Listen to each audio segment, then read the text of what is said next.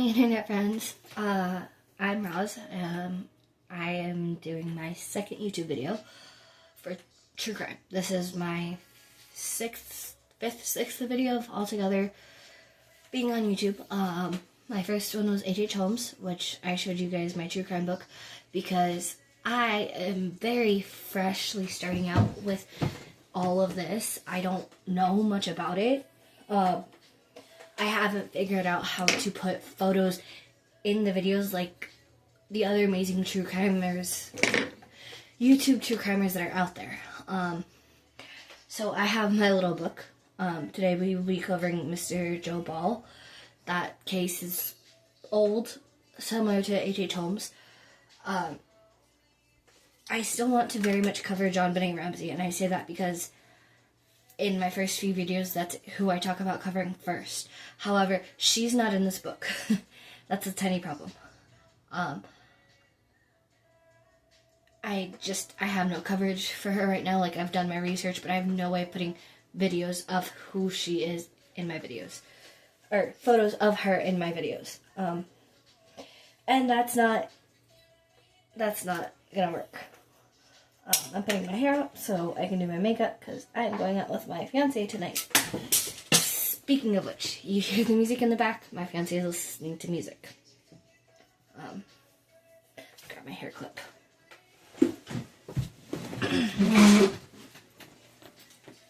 Okay. Also, now that I am covering heavier cases and actually doing cases and stuff, and because I currently don't have a vape, I will be using an actual bong. I'm of a legal age and a legal state. I go to the store to buy my stuff, all completely legal.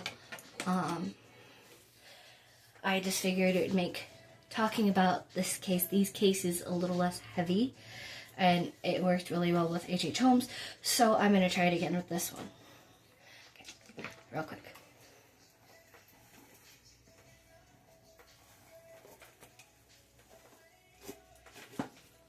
Today I am doing a tealy green look, if you're curious.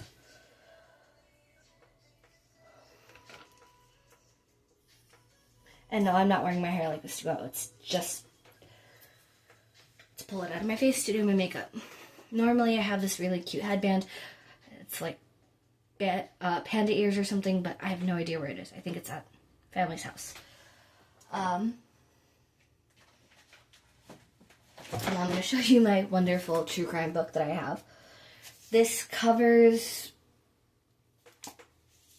John Wayne Gacy, freaking Ted Bundy. Ted Bundy is on, literally, you open the book, there's the protection page, and then he's the first person in the book. Literally. So, I am not covering Ted Bundy for at least a year of my true crime YouTube career because he's been covered. I wanted to cover H.H. Holmes because he was fascinating. Ted Bundy doesn't really fascinate me at all. But before I get started on my makeup, I'm going to find my bookmark on the case for today.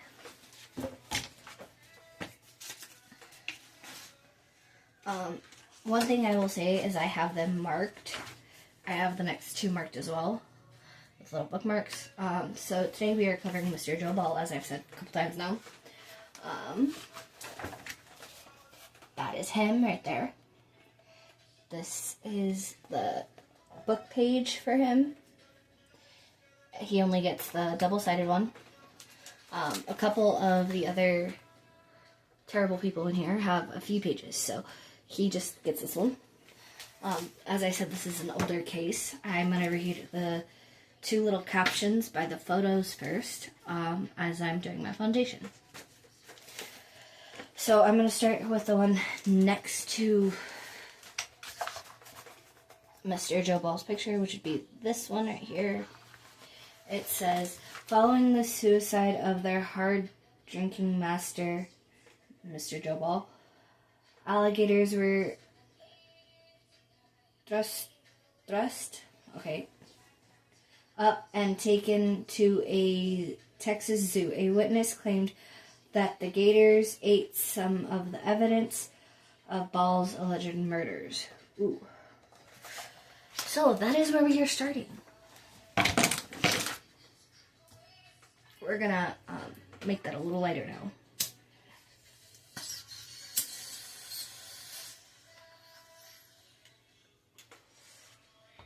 Alright, so first things first. Mr. Joe was, I'm not going to keep calling him Mr. Ball. I'm going to say Mr. Joe because to me it sounds a little nicer. He was born in 1896, January 7th. Okay, so the next insert says Joe Ball was the... Ooh, that's worn out. Okay. Distinct antisocial of the Sociable Inn, a seedy roadside bar outside Elmendor, Texas. His alligators lived in a cement pond behind the building. Okay, so apparently his alligators lived behind his business. That's a little bit interesting.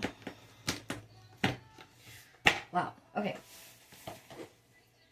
I have notes that I'm going to be sharing, but I will also be picking out what I feel is important pieces of the story and reading them to you. I am not the best at reading, so please be patient with me. My notes, however, I can read those just fine. Something that caught my eye right away is this man, he had alligators, and it already mentions that they're terrible too, basically. Now, I don't hate animals, really. Just snakes, not a huge fan of snakes. But yeah, just to know that animals had to basically be tortured too, in a different way. Not the greatest, but that's where we are. So, the first few things I'm going to mention is, I already told you he was born in 1896, so that was around the Prohibition time. He was a bootlegger. Yeah. So, it does not mention that in the book. This is just something from the research I did past the book. Yeah. That kind of is self-explanatory, I believe. Let's see.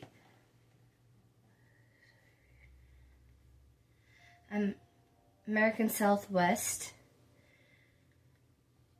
was by his inn, from what I'm reading. The Sociable Inn on Highway 181 in Texas.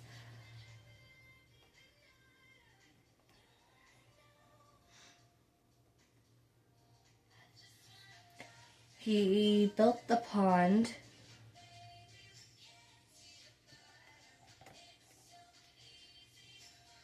right after buying the business.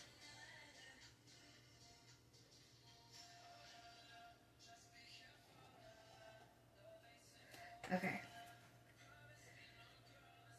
He was a heavy drinker. And in September 1938, authorities surrounded the gloomy tavern. He was so proud. Something that I found in my research is he got married in 1937. That is also the same year his crimes started. Not the bootlegging, the murders. Just thought that was weird. And no, I did not find anything about him killing his wife, his kids, or anything like that. I couldn't even find out if he had kids. So, again, I am doing my research past the book because I know there's always more than what can be put on paper. So,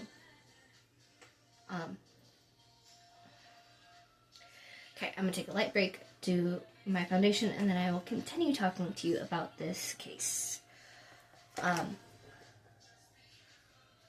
I am taking classes on YouTube, and as soon as I can afford it, I will be taking classes at other places to get and learn how to put photos and make my videos better and the way they should be for this kind of content and community. I do think it's unique, however, that I have the book to still show you some things. Again, I can't show you his, well, it shows the tavern and the alligators and him. Pretty good information in my opinion. When I cover other people out of the book, if there's pictures, I will definitely be showing them. One of the bigger ones I will probably cover next month will be Richard Ramirez, and that is because he's in this book, and there's several pages on him, and I just think that's incredibly helpful.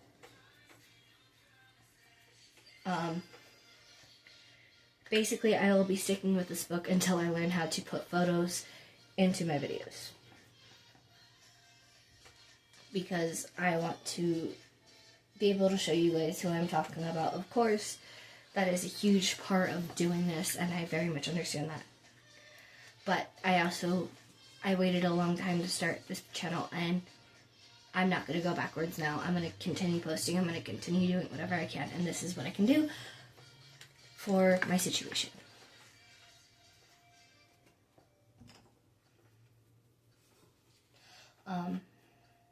This is not the first alligator case I have come across. I'm gonna shout out a YouTuber right now named Mr. Ballin. He covered a case a few years back about alligators, and that one has stuck with me too. I'm not gonna give too much away. You definitely have to go to his channel to, foundation in the notes. You definitely have to go to his channel to figure out what I'm talking about.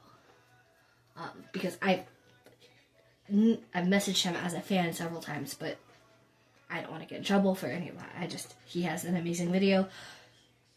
No, let me rephrase that. He has amazing true crime videos. He's a very wonderful storyteller. And he covers hundreds of cases as well. Yeah, so.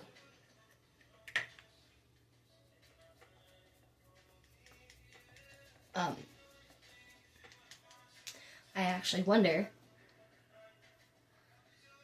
if he ever recovers cases. Like, he goes over them.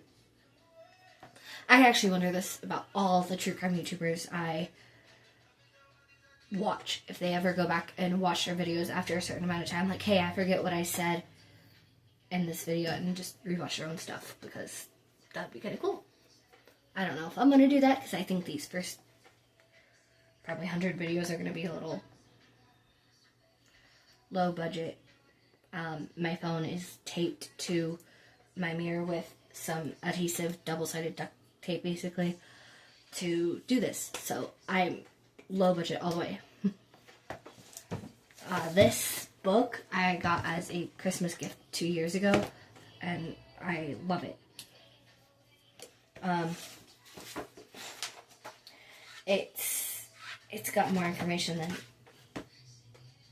you could get. Yeah, it's incredible. I've not read it cover to cover because it is a lot of heavy topics at once. Yeah. It was kind of ruined by some old roommates. It has pages that are stuck together and stuff, so I am going to be very careful with it. And if I'm going to cover the person that I'm having trouble with pages with, I'm going to make sure it's perfect before I start the video. Okay, stop yapping and get back to the information. He was only active for around a year, from 1937 to 1938. He had it says in the book he had 2+ victims, but he had way more than 2. Just looking up some of the other stuff. He mostly went after women, and his method of killing was shooting. Okay, that is all from my notes. At the moment, I started to write something and apparently forgot to finish. I will get better at this as I continue.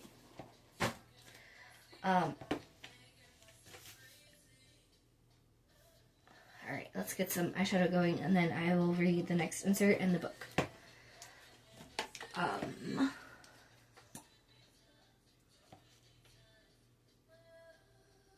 All of my makeup products right now, okay, not all of them, but 90% of them are actually from Dollar Tree, so I know that's not needed information, but I'm not embarrassed. I don't mind sharing that. This wonderful green liquid eyeshadow, okay, I got it around a year ago. It's called Villain. It is one of my favorite things ever. I cannot find another one, so I'm very careful when I use it. But I love this thing so much. It makes it easy to control, and then you put color over it, and it looks beautiful, in my opinion. I mean, I've done makeup on other people with it, and yeah. Alright, next.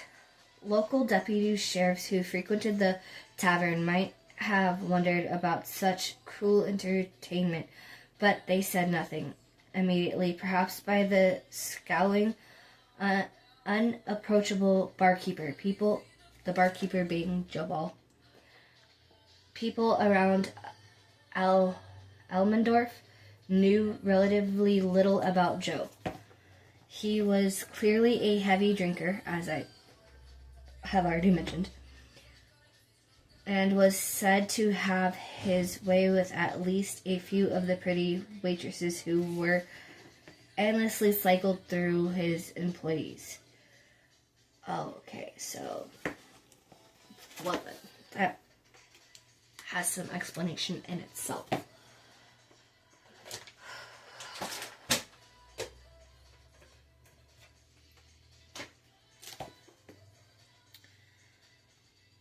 In September 1938,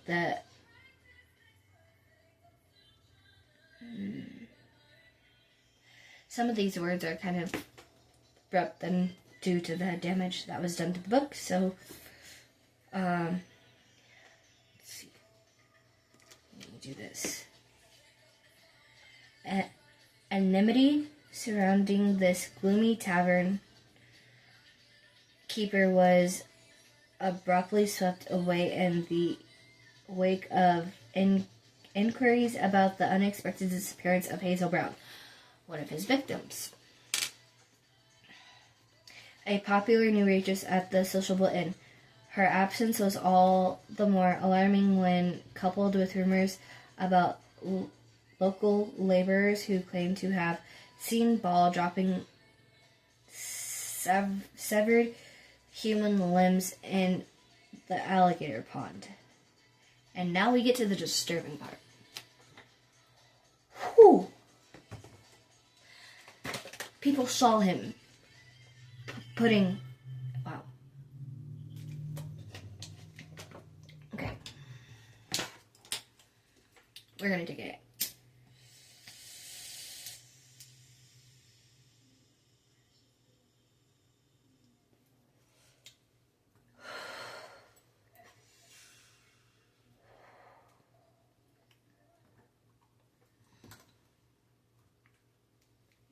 The Bexar County Sheriff's Office lacked hard leads that might shed light on the matter, but Hazel Brown's parents were pressing for action. So it was that 2 deputies confronted Ball with their concerns. He reacted with stunning familiarity, pulling a gun from the drawer beneath his cash register. He shot himself in the heart, ending his life instantly. This... Do I have when he passed away? He passed away September 24th, 1938. Obviously by suicide. Wow. Okay then. At the point, the Texas Rangers stepped in to investigate, but since they were under little pressure to convict a dead man, they never fully plumbed the case of Joe Ball. Most of what they did learn came from Clifford Wheeler, a long-term handyman at the Sociable Inn. Wheeler told a horrifying tale of slaughtered waitresses and gory dismemberment.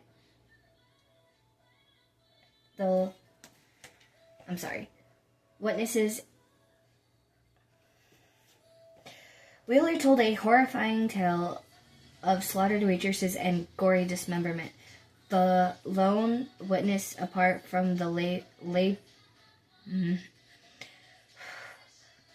laborer who has since fled Texas, Wheeler was sent to prison as an accessory to murder.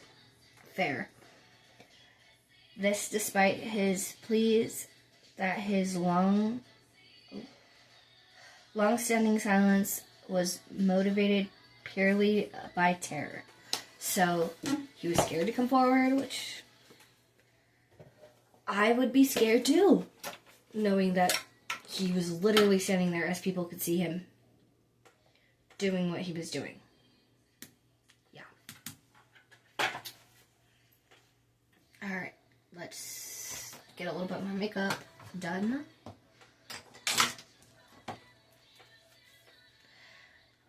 Taking some of my favorite green here. That's odd. Okay. Investigators believe that Joe Ball may have killed as many as a dozen people. Most of them women. Some victims, they speculated, were disposed of in the alligator pond, which we already knew. Others, like the unfortunate Hazel Brown, were chopped up and buried at scattered locations in the sandy wastes of southern Texas. Okay, so I have read a lot of disturbing stories. But when you come and you talk about someone feeding body parts to an animal, it adds a whole nother level of disturbing. Like, one of my least favorite cases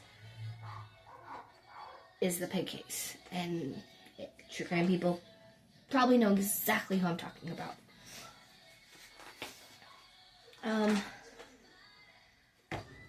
So I actually read more of this than I did the other H.H. Holmes. I read these like 10 times before I do my videos, but no matter what, as soon as I get online and I start talking, it leaves my brain. So that's why I seem so choppy. I've read it 100 times or better, but I can't help it. I'm still very new at this. I still get nervous when I sit down to film, even though my first few were literally just sitting here rambling about nothing. I thought that would make this a lot easier, but it didn't. It makes it the same. As I'm done reading the book, I'm gonna give a little bit of personal opinion as I finish my eyeliner and color, and then I will explain a little bit about the next case I will be covering later. I'm not doing that video today. I'm doing it a different day.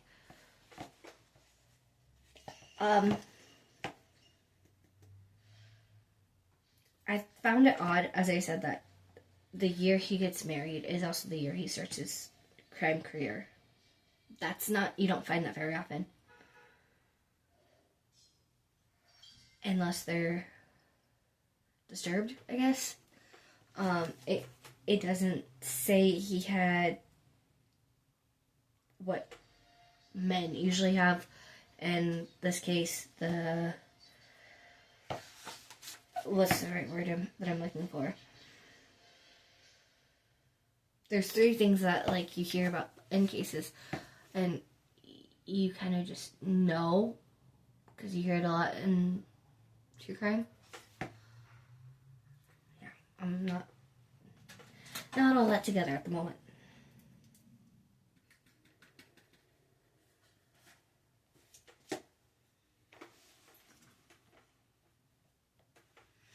Oh, Fallout, fun. Okay.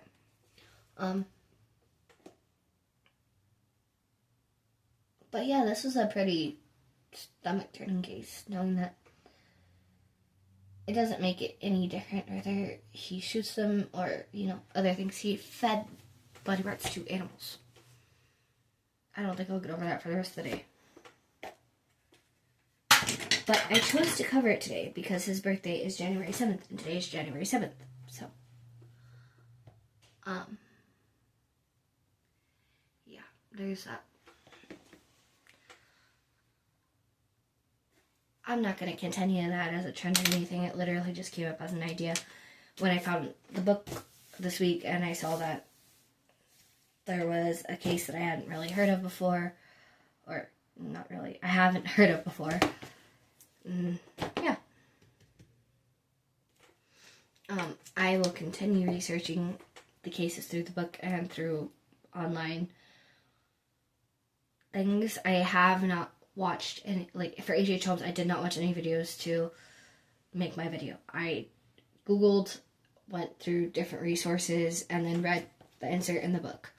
For this one, I read the insert in the book, looked him up on Google, and then went to different sources and tried to find newspaper articles. I knew I wouldn't be able to for H.H. Holmes, but I thought I could for this guy. I couldn't find any newspaper ads at all. Or not ads, but newspaper stories.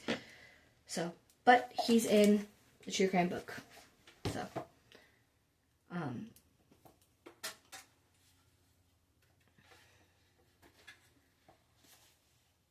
this is probably one of the more disturbing cases in the books, besides the, I don't want to say normal serial killers, because nothing's normal about it, but the ones that everyone knows. You say the names, people are like, oh, yeah, them. This one, before I read this story, hadn't heard of. So, H.H. Holmes heard of millions of times. Even my family that doesn't have anything, like any ties into the true crime community, like I asked my fiance who H.H. Holmes is. Yes.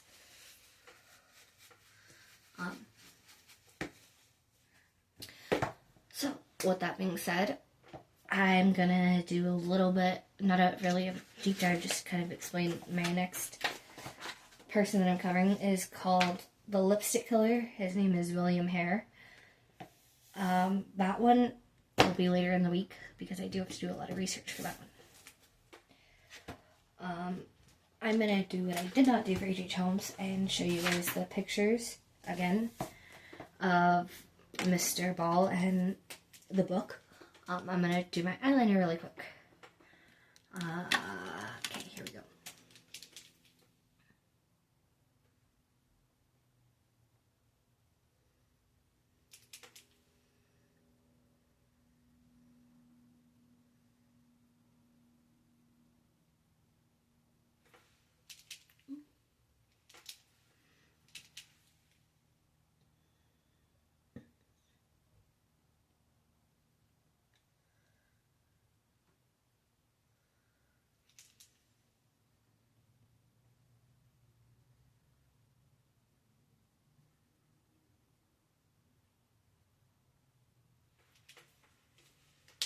Okay, let us try and show you guys the book again.